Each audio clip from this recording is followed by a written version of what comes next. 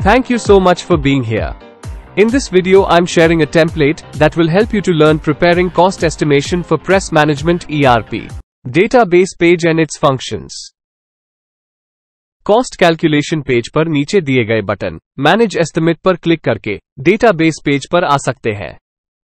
यहां दिए गए एस्टिमेट्स के लिस्ट को 6 अलग अलग फंक्शन बटन से मैनेज किया जाता है। सबसे पहले फंक्शन बटन एडिट एस्टिमेट से एस्टिमेट को कॉस्ट कैलकुलेशन पेज पर ले जाकर एडिट कर सकते हैं। इसके लिए लिस्ट में से जिस एस्टिमेट को एडिट करना है उसे सिलेक्ट करें और नीचे एडिट एस्टिमेट बटन पर क्लिक करें। ऐसा करने पर एस्टिमेट कॉस्ट कैलकुलेशन पेज पर खुल जाएगा। यहां एस्टिमेट में कोट नंबर, डेट और कस्टमर नाम के सेल्स में कुछ भी बदलाव नहीं कर सकते हैं, उसे छोड़कर पूरा एस्टिमेट बदला जा सकता है। दूसरा बटन है कॉपी एस्टिमेट। इस फंक्शन से एस्टिमेट को कॉस्ट कैलकुलेशन पेज पर ले जाकर उसके ऊपर से किसी दूसरे कस्टमर के लिए नया एस्टिमेट बना सकते हैं। इसके लिए लिस्ट में से एस्टिमेट को चुनें और कॉपी एस्टिमेट बटन पर क्लिक करें। ऐसा करने पर एस्टिमेट कॉस्ट कैलकुलेशन पेज पर खुल जाएगा।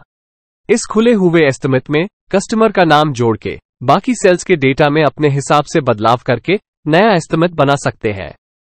बदलाव करने के बाद सेव अपडेट एस्टिमेट बटन पर क्लिक करने पर एस्टिमेट का नया नंबर जनरेट हो जाएगा। कॉपी एस्टिमेट के फंक्शन से लॉक किए गए एस्टिमेट पर से भी नया एस्टिमेट बना सकते हैं। ये एक बहुत पावरफुल और उपयोगी फंक्शन है। तीसरे फंक्शन बटन लॉक एस्टिमेट से एस्टिमेट को लॉक कर सकते हैं। इसके लिए एस्टिमेट को सिलेक्ट करके नीचे दिए गए बटन लॉक एस्टिमेट पर क्लिक करना होता है। लॉक करने पर एस्टिमेट के लिस्ट में लॉक किए गए एस्टिमेट के सामने लॉक का प्रतीक आ जाएगा।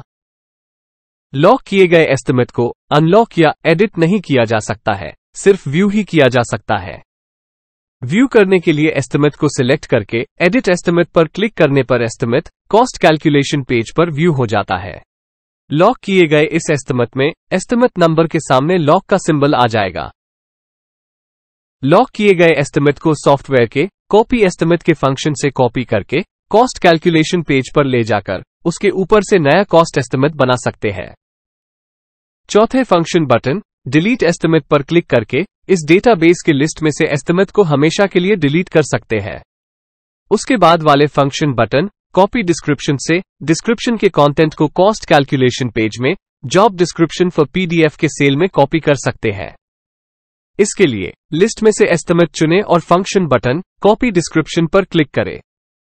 ऐसा करने पर कॉस्ट कैलकुलेशन पेज खुल जाएगा और डिस्क्रिप्शन फॉर पीडीएफ के सेल में कंटेंट आ जाएगा। अंतिम बटन बैक पर क्लिक करके कॉस्ट कैलकुलेशन पेज पर वापस जा सकते हैं। That's all for now, but remember, work hard but smartly. Use Express ERP to simplify complexity.